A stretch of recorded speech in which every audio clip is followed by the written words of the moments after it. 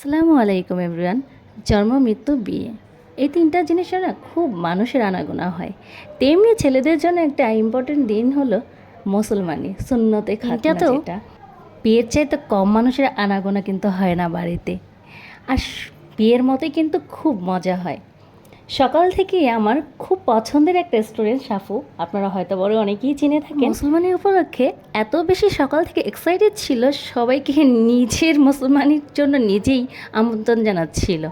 But যখনই দেখছে এরকম ঘষা মাজা, তখনই কেমন যেন এক্সাইটমেন্টটা ওর চলে গেল।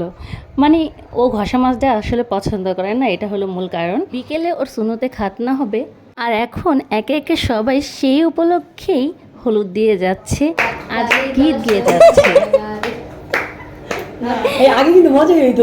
গীত গাওয়ার প্রচলনটা আমি আগে দেখতাম অনেক বেশি হতো, আর বিশেষ করে গ্রাম অঞ্চলে এইসব জিনিসগুলোর মনে হয় বেশি হতো। আগে দেখতাম যে বিয়ে হলে, আমার বড় ভাইয়ের বিয়েতে আমি ফার্স্ট দেখছি যে আমাদের বাসার একজন অনেক সুন্দর করে গীত গাচ্ছিল। ছোট হোক বড় হোক যেমনই হোক, প্রতিটা অনুষ্ঠানকে যদি আপনি সুন্দর করে সাজাতে পারেন খুবই সুন্দর। আসলে আমাদের প্রিন্সেস ডায়না এমনভাবে কথা বলছে, ইচ্ছে করছে না জানতে যে কী নিয়ে কথা বলছে। আসলে জামাই নিয়ে ঝগড়া করছে যে 20 বছরেও উনি বুড়ো হবে না, এগুলো নিয়ে আমরা ফাজলামি করছিলাম। আস্তে আস্তে আবার সুন্দর হয়ে যাচ্ছে এগুলো বলে ওনাকে পচানোর চেষ্টা করলাম আর কি। আর আপা বলতেছিল 20 বছর পর পর স্বামীকে চেঞ্জ করবো, এটা তোমার ভাইয়াকে বলছে। এই আর কি, এগুলো আমরা জাস্ট ফাজলামি করেছি, কেউ আবার মানে সিরিয়াসভাবে নেবেন না প্লিজ। প্রতিটা অকেশনে আসলে একটা মানুষ থাকা লাগে যে কিনা পুরা অনুষ্ঠানটাকে একদম মাতিয়ে তুলবে, এরকম একজন মানুষ উনি, যে কিনা ফাজলামো করে পুরো অনুষ্ঠানটাকে নিজের মতো করে মাতিয়ে তোলে। স্টুডেন্টটাকে দেখে কিনা খুব মায়া হচ্ছে, এত বেশি এক্সাইটমেন্ট, অথচ এখন কেমন যেন একটু মনমরা বিভৎস ভাব তার মধ্যে দেখা যাচ্ছে। এখন আসবে তার সুন্দরী চাচি, আজ তো তার বেশ কদর, তাকে ঘিরে আজ সব আয়োজন। সবার সাথে খুব ভালো একটা সময় কাটিয়ে ভাবছিলাম যে বের হয়ে যাব, আমার একটা বিশেষ কাজ আছে এজন্য। বাট এখানে দেখলাম হঠাৎ করে এত বেশি বৃষ্টি নেমে গেল, আর বের হওয়ার কোনো ওয়েই থাকলো না। তারপর আর কি করার, এখানেই ঘুরে ফিরে আবার তাদের সাথে সময় দিচ্ছিলাম। ঘিরে এত আয়োজন, সেই অনুষ্ঠানে যদি একটু নাচ গান না হয় তাহলে কি হয়, এটাই ভাবতেছিলাম।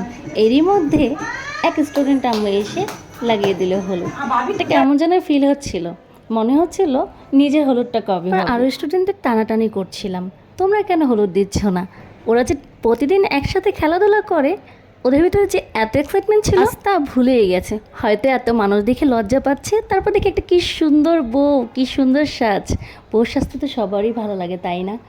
আনন্দ সবারই ভালো লাগে, সবার জীবনটাই যেন আনন্দময় হয়ে, সবাই যেন ভালো থাকে, সুস্থ থাকে। আমার স্টুডেন্টের জন্য সবাই দোয়া করবেন যাতে ভালোভাবে ওর সুন্নতে খাতনাটাও হয়। বর্তমান যুগে যে পরিমাণে সুন্নতে খাতনাতে মানুষের মৃত্যু হয় তা তো আপনারা সবাই জানেন, আর এই জন্যই এটা নিয়ে মানুষের ভিতরে ভয় আতঙ্ক কাজ করে। হলুদের পর্ব তো শেষ হলো, এখন গোসলের পর্ব শুরু হলো।